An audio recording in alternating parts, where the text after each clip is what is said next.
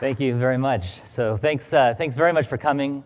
Yes, today we're going to be talking about creating lightweight Windows Vagrant boxes with Packer.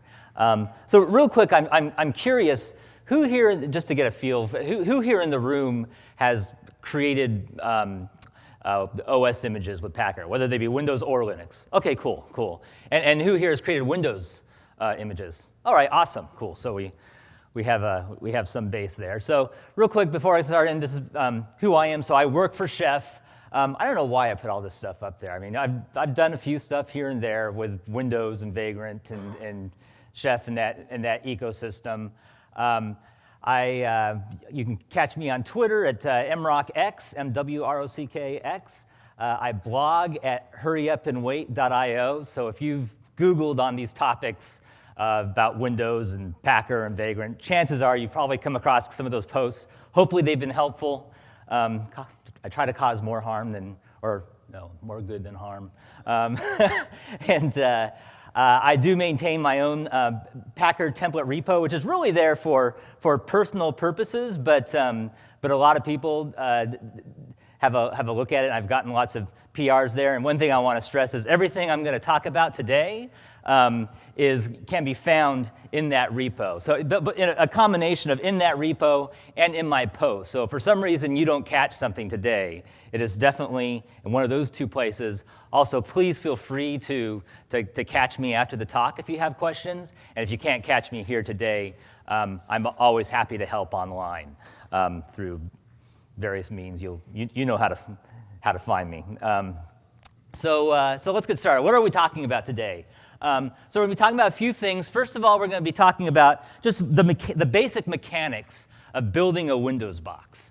How does that work? How do you automate the install of the Windows operating system? Kind of important when we're doing this through Packer. We'll be talking about Windows updates because certainly you want a patched, fully updated box, but it's unfortunately not incredibly trivial part of the box building process. So we'll spend some time talking about that. We'll talk about optimizing for minimal size. So that's kind of one of the emphasis of this talk. There's all sorts of ways that you can optimize your box for. You know, if you're an enterprise organization and you're trying to build a certain type of box, maybe minimal size isn't for you. For a Vagrant scenario, minimal size is great because that's less to download, less to clone. So we'll talk about how can we make that as small as possible. But I'm going to share some disappointing news with you. In the end, the thing about Windows boxes is it's never like just let go of lightweight. So it's always going to be gigabytes. Now, there is Windows Nano Server that is coming. We don't really have time to go into detail on that today, but suffice it to say, you can create a Windows Nano Server Vagrant box in the low end of hundreds of megabytes, which is awesome. We're not going to really get into that today. That's basically a separate talk within itself. We're going to be talking about traditional Windows boxes. So making that as small as possible. Then we'll spend some time talking about tips, tricks, and pitfalls. I know I have certainly run into many pitfalls, and I'm sure I will run into many more pitfalls as I do this. So I'll share some tips and tricks that I have found, at least for me, to help me, and hopefully they'll be of help to you as well. So let's start from the beginning. So this here is a snippet of a builder in a Packer template. And it's got, most of this stuff isn't really that much worth mentioning, but there's a few things I want to call out here. First of all is the builder itself. Now, who here would consider this? Who here uses Hyper-V? Like the one or two people maybe here that uses Hyper-V? Nobody. Okay. I just want to call this out because the person there's somebody that contributed a PR to Packer. So this builder actually is not in Packer core, but it's almost identical to the VirtualBox ISO builder, but it works on it works on Hyper-V. The amazing thing about it is that it actually works. So one thing I've found, like in working with these kind of tools in the Windows world, they can be hit and miss. So when somebody contributes a PR and you try that PR and you build it for the first time and it works, that is pretty awesome. it worked beautifully. So I do use day in, day out, Hyper-V is my hypervisor of choice. But that's really beside the point. Everything that we talked about today can work just as well on VirtualBox, and even a lot of the stuff for cloud-based builders as well. Though for a Vagrant scenario, we'll mainly be working on a local hypervisor. So there's two other things here. And also, as far as, so like I mentioned, that is contributed via PR. If you were interested in that, I have a post on my blog that talks you through how to get it, how to build it, and how to use it. So there's two other things here that I want to call out. The ISO and the down at the bottom, one of the files that you'll include, the AutoUnattend.xml. So these two are key. First of all, let's talk about the ISO. So the ISO is the seminal embryonic seed that will be your Windows box, right? It has all the installation media, all the bits that's going to be on there. The thing that and most, that's pretty much common knowledge to anybody that's worked with Windows installs, whether or not they be automated or not. What I want to call out, and what a lot of people are not aware of, is that you can get these for free. So yes, you can get a Microsoft Windows ISO for free, and these are evaluation versions, but they are fully functional. The only catch is that they have an expiration date. So the server SKUs, so your 2012, 2012 R2, 2008 R2, those tend to have an expiration of 6 months. Client SKUs, Windows 10, 8.1, 7, those have an expiration of 3 months. So once you hit that expiration, you are going to need to rebuild your box, but what we're going to talk about today is how to automate that process so that rebuild is as painless as possible. So that's the link of where you can go to find it. And but all you have to do is Google TechNet or MSDN Evaluation Center. But the thing is, you don't even have to go there. So let's be clear, there's no paywall, there's no authentication.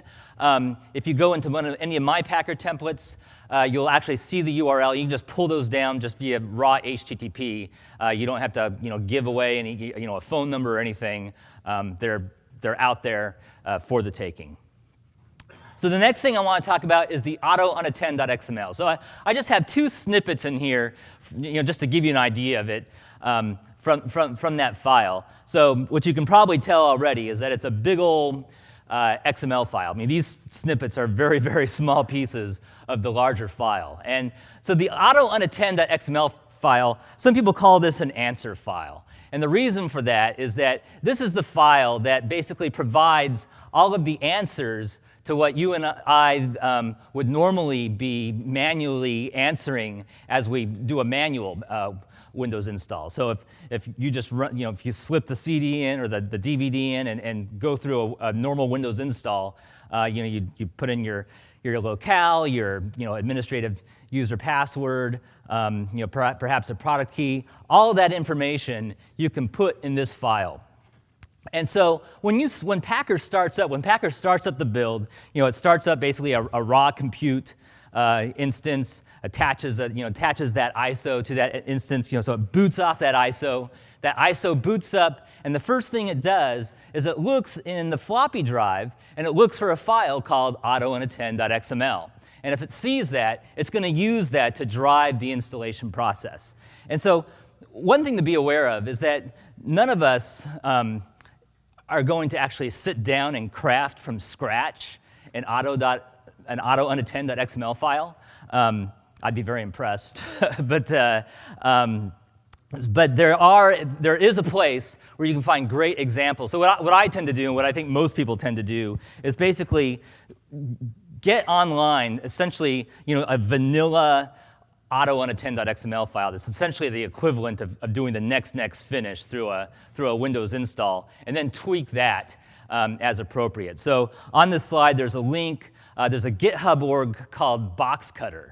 It's a great org that has repos for almost every major operating system. So there's a Windows repo. There's repos for all the major Linux distros, and so the Windows repo, for example, has a Packer template for just about every single modern version of Windows.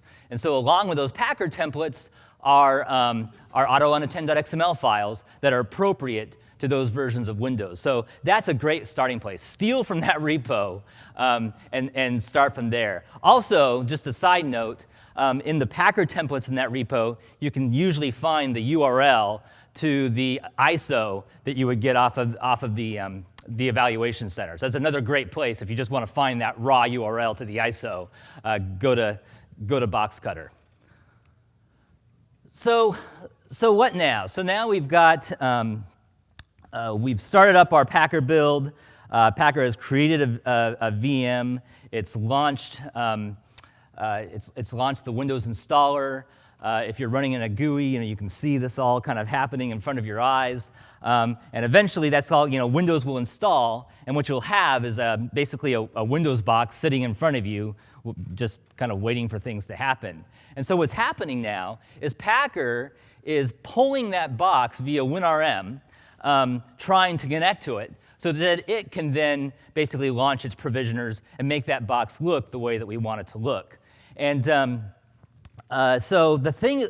here's the fact of the matter is that by default, given the default Windows settings of WinRM, Packer will not be able to connect to the box. We have to give Packer some help. And so we have to basically do a little bit of pre-provisioning to make the box be able to talk to Packer. And so the way to do that is so here we are. This is another snippet of the AutoUnattend.xml file.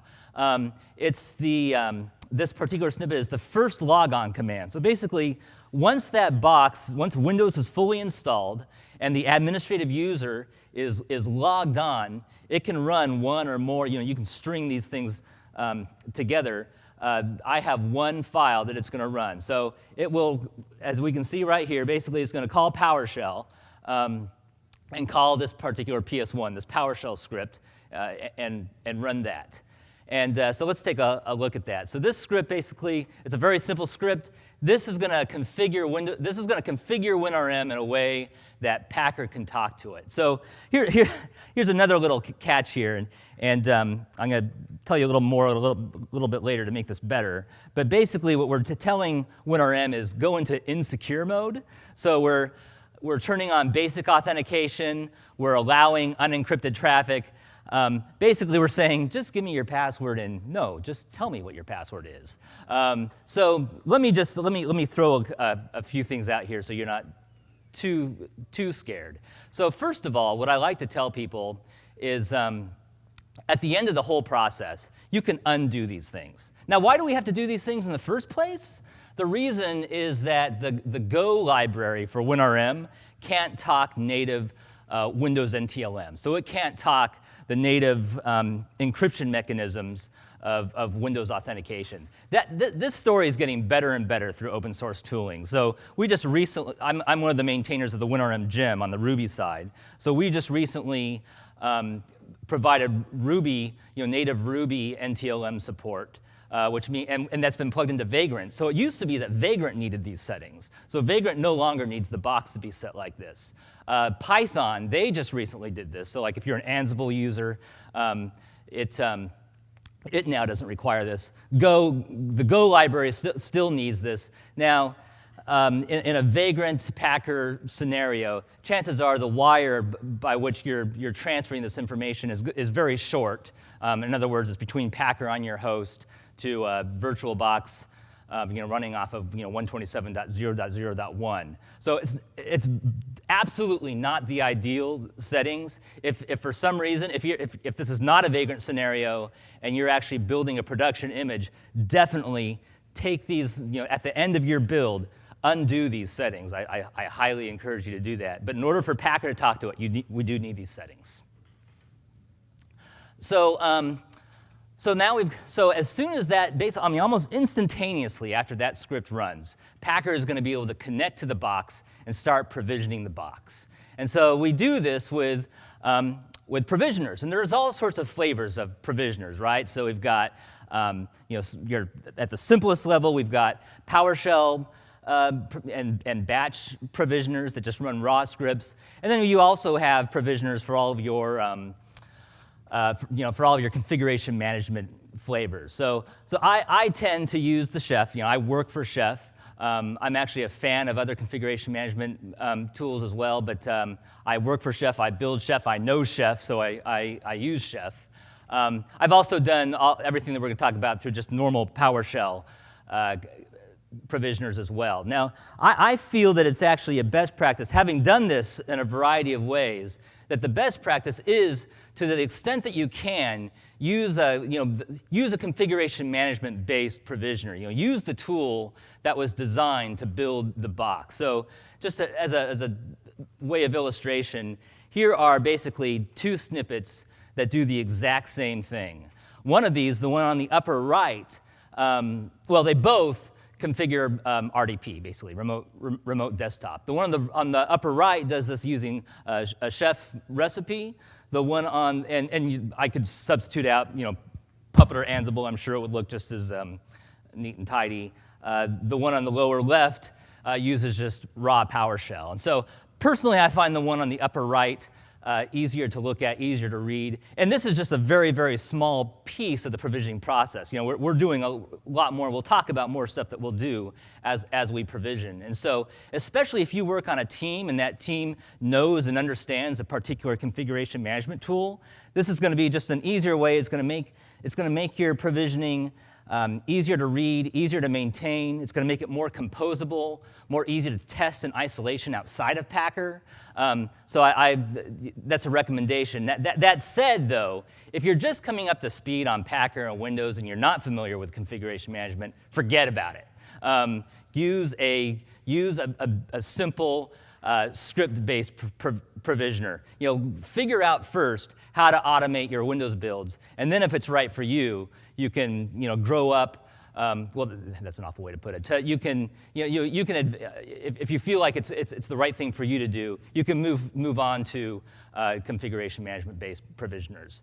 And everything else I talk about in this talk, it's not at all dependent on configuration management. I just wanted to call that out here because I think it's handy. So let's now talk about patching the image. So we have our base Windows operating system installed, so we want to patch it. How do we do that? So I've got three provisioning blocks here, and you might be looking at this and thinking, well, you just told me to use a configuration management based provisioner, and you've got PowerShell provisioners. So yes, that is correct. I'm using PowerShell provisioners to do the updates. I'm not going to say I'm always going to do it. Things can change, but let me tell you why I'm going to do it now. So the reason why, let's step back a second. So all of these provisioners, when they're talking to Windows, they're talking to Windows over WinRM. And yes, you can, so it is possible to talk to Windows through SSH. That does require an SSH server to be on the Windows box. But what are we doing here? We're starting from a raw ISO. There is no SSH server. WinRM is what you got, like it or not. So for the most part, WinRM works. Most being the key word here. There are a few things that just simply do not work with WinRM. One of those things is Windows Update. If you call a Windows Update API, at least to install Windows Updates, it is going to fail over WinRM. And it will fail in a very ugly way. Like, it's not going to tell you, oh, I'm sorry, you tried to install Windows Updates while accessing the computer over a remote connection. I'm sorry, that's not allowed. No, instead you'll get an H result, a hex code basically, and you'll be left scratching your head, and you'll be doing some Google post, and you'll probably come across some post where I'm crying about why I don't like that, and now I'm crying to you. But anyways, so there's a trick around that. The trick, and this is the trick to almost all of these WinRM gotchas, is to use a scheduled task. So basically to use a cron job and to run your script. And so what Packer can do is Packer can basically, it creates a script that will create a scheduled task, and then it takes your script, whatever script you have behind your provisioner here, and runs that inside of the scheduled task. And so that scheduled task is creating a completely separate process running under a local identity So Windows Update just sees you as a normal local user and lets you do what you need to do. Packer grabs a hold of standard error and standard out and pipes that back to your console. So to you and me, we can't tell the difference. The key thing that you have to remember in order to make that magic happen is to include elevated user and elevated password. By virtue of having those properties there, you're telling the PowerShell provisioner to use that scheduled task. Now, the reason why we can't use something like Chef or Puppet to do this is that, unfortunately, that scheduled task mechanism, that scheduled task magic, is tied to the PowerShell provisioner and not the WinRM transport. It would be awesome if it was tied to the WinRM transport, because then any provisioner could be able to leverage that, but that's not the case. So we do this, and essentially you would have to do anything that is WinRM problematic, you want to do in a elevated PowerShell provisioner. The other thing that I could mention is there is another way. So you could also do it through scripts that you tie into that AutoUnattend.xml file. Some people do it that way. I definitely advise against that, and here's why. It basically comes down to visibility. So everything that happens before the provisioners is happening basically inside that Windows box in isolation. The output is not making its way to the same console from which you launched Packer. Now, if you're running in GUI mode, that can be okay. I mean, you can see it, but do you want to sit at the computer while this whole thing is happening? Probably not. And you want to have a log of that. And if something goes wrong during a Packer build, everything goes away. And so I highly recommend that all script that you want to run on the box, you do as little as possible through that that AutoUnattend.xml file mechanism that we saw before, and as much as possible through provisioners. So we've got 3 blocks here. So we're going because where there are updates, there are often restarts, especially if you're updating off of a clean box. It's basically guaranteed. Now, even in this case, so I created this particular one most recently when I created a Packer template for Windows Server 2016, which isn't even RTM'd yet. And so the beauty of that is that there's 5 updates. Enjoy it while it lasts, because if this was 2012 R2, there would be well over 230 updates. And 10 hours later, if you're using the same crappy hardware that I use, you have yourself a patch box. Congratulations. So this pattern is a common pattern, and actually you would use the same pattern in 2012 R2 or 2016. So essentially you want to install updates, restart the machine, because after you install the updates, you basically the box gets into a pending reboot state where it can't. There's more to install, but it can't do it. So you restart it and then install the rest of your updates. And the thing is that this requires you to basically know up front what this pattern is. I mean, it could be on even older operating systems that there will be more restarts. So there is some trial and error there of figuring out, okay, well, what is the pattern that's going to work? So I do have a project that I have called Box Starter that you can run, and it'll basically just, it'll apply updates, reboot, apply updates, reboot, apply updates, reboot until it's done. That doesn't work real well with the provisioners, but I do have templates where I use that, and you can take a look at that if you're interested in. The script, the second script, it's a little bit different here. I'm not going to get too much into why, other than the fact that Windows 2016, there was some funky stuff I had to do to get that last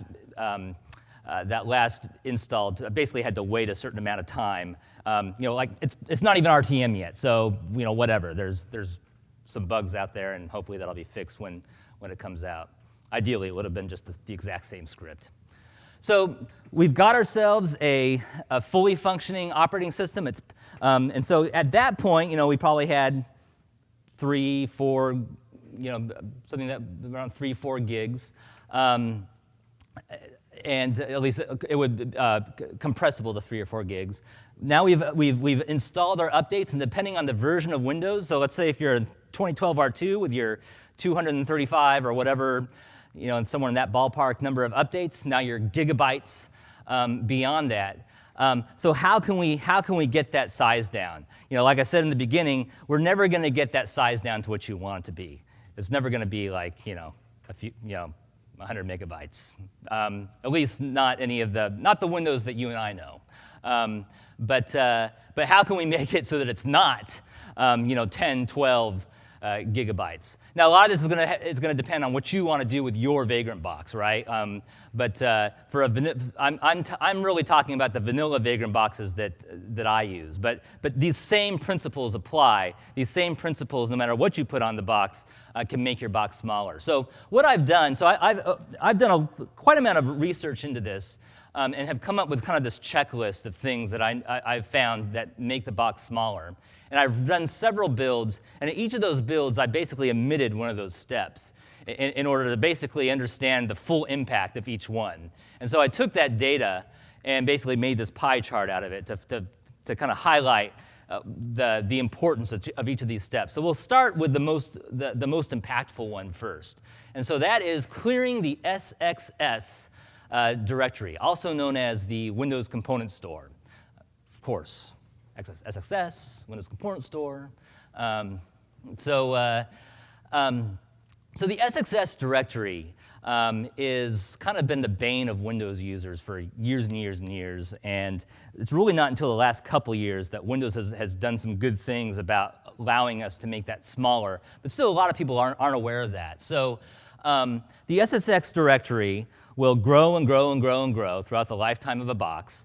And until a couple years ago, basically Microsoft, and if you look at blog posts or forum posts, KB articles, the word was, do not ever delete anything from this directory. Otherwise, you could corrupt the operating system. So basically, we were left with no recourse other than to just eventually repave the box, put the exact same software on the box on this new repaved box, but magically have it be gigabytes and gigabytes smaller. So in the last couple years, there's been a couple features that have been added to allow us to clean that up. So the first one is it's a dism command,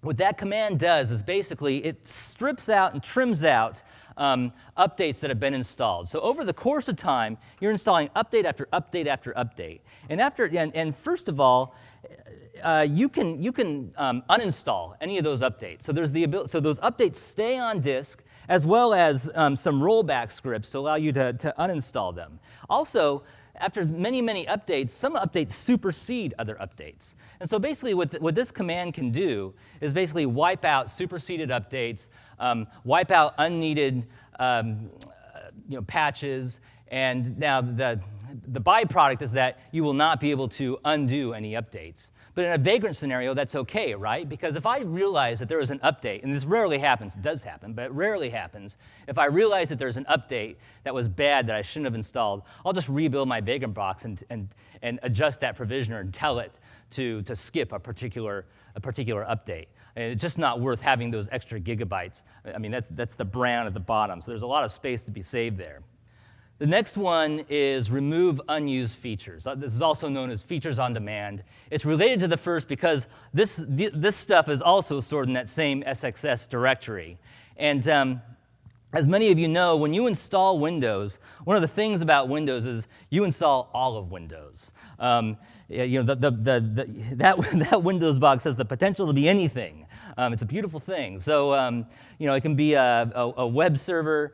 It could be a domain controller, but the chances are, if you want your Vagrant box to be, if you're going to use it for your web app, you don't care. That box is never going to be a domain controller. That box is never going to be a DNS server. Why have all those bits on the box taking up space? So what you can do, and what I do, is I like to basically iterate over all of those features.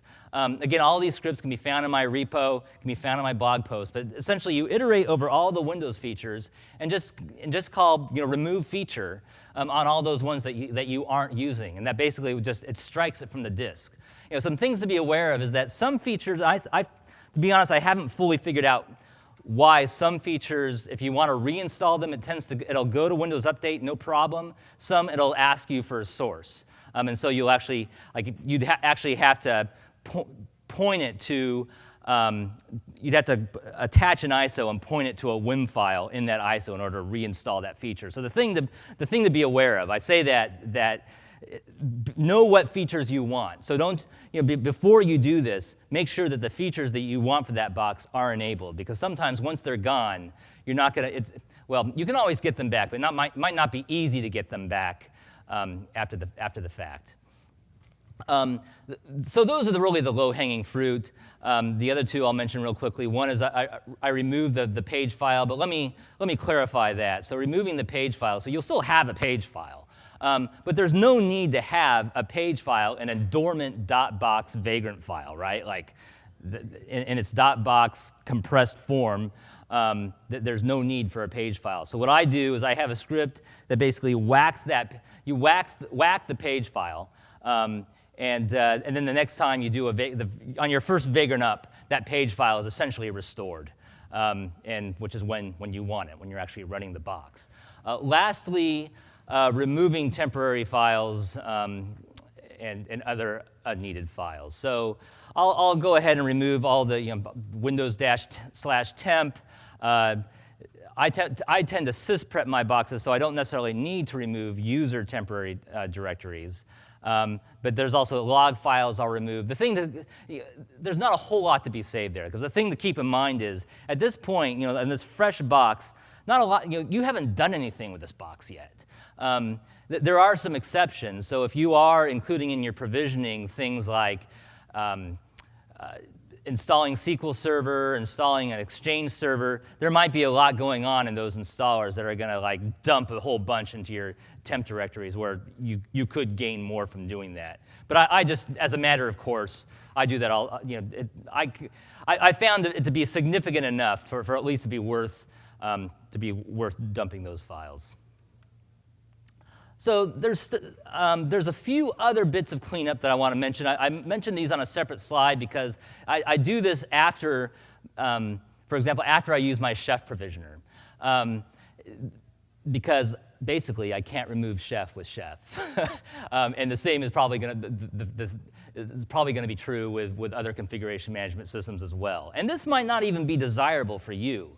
So what do I do with my Vagrant boxes? A lot of what I do is I work for Chef, so I test installing Chef. I test installing all sorts of versions of Chef. And so I want to be able to test that from a bare bones box and make sure that I can get Chef installed okay. So having Chef pre-installed on there isn't going to do a lot for me. It might do a lot for you because, let's say if you are a Chef server, or if you're a Puppet user, maybe you want to keep the Puppet agent on there. It really depends on what you're doing. If you are going to be doing stuff after the fact with your configuration management system, that's time saved of having to download that, install it. So it might make sense for you to keep it on there. For me, I take it off. Second, I optimize the disk. So there's a command in PowerShell called optimize-volume. It's basically a fancy defragger. Now you might be wondering, well, you're just defragmenting the disk and you're not removing anything. And to be honest, so there is some mystery in this. I've run this without this command and with the command. There is a difference. My hypothesis for why this matters is that it probably reorganizes the disk in such a way that the final compression is going to be more efficient. Sounds good to me. But at any rate, I can tell you for sure there's a difference in before and after whether or not I do that. This last one is the most important by far, especially for VirtualBox. And when that is, it's not enough to delete things. If we've done everything that we've talked about so far and we skip this part, we basically should have done nothing. And so unless we actually literally, what I call, some people call it zapping, I'll call it zeroing out the unused space. Basically, the VBox managed when it creates that final VMDK, it has no awareness of allocated versus unallocated space. And there's a script, and there's a couple ways you can do this. There's a file out there called sdelete. That's very popular. That does the job. Speaking of Nano again, Nano has no 32-bit system. Sdelete is a 32-bit program. But the fact of the matter is you can do this in 15 lines of PowerShell. All you have to do is figure out how much unused space that you have on disk in PowerShell and create a file that big with an array of bytes that are 0. And that does the job. So, and again, you can find that script. It's pretty straightforward in my repo or on my blog. But that's a very important trick. So lastly, let's talk about just some gotchas that I've found. So I've got, let's see, we've got 5 more minutes, so I'm gonna talk about probably the most. I'm not going to necessarily go top to bottom here. So let's first talk about detaching the VirtualBox floppy drive, because I've found, and I think many other people have found, this to be the most frustrating thing. So you've done everything right. Packer is finished. No errors have been given to you yet, and as part of its the last thing that it does is it detaches the virtual floppy drive that it attached to the VM in the beginning. And there's a race condition that where sometimes in the process of that detaching, Packer will crash. And the thing is, when Packer crashes, everything goes away. And it depends on your situation, and it depends on your host. How beefy is your host? How beefy is your guest? What version of Windows, because that's going to, honestly, depending on the version of Windows that you're building, can impact the amount of resources using. I found that in some scenarios, I can reproduce this almost all the time. In some scenarios, it's very hit and miss. So I have good news and bad news. The bad news is I have not found a way, nor do I know of anybody that has found a way. There's a Packer issue on this, but I think this is mainly a VirtualBox problem, where nobody has been able to stop this from happening 100% of the time. The good news is that I've found a way to stop it from happening most of the time. So basically what I have found is that if I run headless, either if I'm running on a Windows host and I just tell the GUI to run headless, or I'm actually running on a headless Linux host, I've found that this happens far less often. So in that one scenario I mentioned where I had it happen almost all the time, when I went headless, it happened almost none of the time. So the thing about headless, though, is that can be tough to debug. So when you're in the process of working on your Packer template and getting all the provisioning just right, I advise people to go ahead and run in GUI mode, just because if things go wrong, it's easier to troubleshoot. But once you get everything tightened up and get everything right, then I would recommend go headless. So be aware of that. The other thing at the very top there, WinRM flapping. So a lot of times what you'll find is everything went right. It created your box file. You're stoked. You test that box file. It's in your Vagrant cache. You do a Vagrant up. You see WinRM coming up, trying to connect. It connects. It authenticates. Yes. And then bam. It says, sorry, the connection at the host was reset, and then Vagrant just crashes. And so here's what's happening here. When you start up a Windows box for the very first time, so like when you're doing that very first Vagrant up, so Packer, back when you were building it in Packer, you had Packer shut it down. Maybe you had Packer sysprep it as you shut it down, and then later you're doing a Vagrant up. And during that very first boot, Windows is doing a lot of work, and some of that work might include starting up WinRM and then restarting some services. So it might be setting up that admin user, and it has to restart some services after it does that, and one of those services is WinRM. So what happens is Vagrant is trying to make a WinRM connection. It makes the WinRM connection, it succeeds, and then somewhere along the way, WinRM stops, and then Vagrant basically Vagrant bombs out. And so the way to fix this is at the very end of your Packer build, basically what I do is in my shutdown script, I basically have a one line where I basically disable the WinRM firewall rule. So what that does is that, in combination with something else. So I disable the WinRM firewall rule, and then I create another file called setup.cmd. I put that in, again, this is all on my blog. It's all in my repo. And in this file, I put it in a special place in Windows where Windows looks for after it boots, and it will run this script. And this script re-enables WinRM. And so what that will do is that'll create a situation where Vagrant is trying to make its initial WinRM connection. It's not able to, but it will keep trying and keep trying and keep trying for a certain period of time, which is long enough. The default is typically long enough for Windows to do its WinRM startup shutdown dance. It finishes that, and then that command, that file I just mentioned is invoked, WinRM is enabled, and then Vagrant's able to get in. Things are stable, things are good, and you're good to go. So the other thing here, let's see, NTLM versus basic auth. We talked about that at the beginning. Basically, the moral of this story is at the end of your Packer build, undo that thing that you did at the beginning of the Packer build. Undo the basic authentication and the allowing unencrypted traffic, because those are not ideal settings. And unless you have other software down the line that's going to need those settings, I strongly recommend that you undo that. And then lastly, as far for VirtualBox, when it comes to attaching guest editions, you have 3 choices. You have disable, you have upload, and you have attach. I'm running out of time here, so what I will tell you is what you want is attach, because upload will sometimes crap out, has been my experience and the experience of others. And then your box, the whole build crashes. I found attach to be almost 100% stable, and it's easier because it attaches that VirtualBox guest editions ISO, and so you don't have to unwrap the ISO yourself. You just access the exe and you're good to go. So that's a lot of information, and I thank you very much for coming and listening today. I hope this was helpful. If you have questions, I'll be hanging out here, and I'm happy to answer questions. Thank you very much.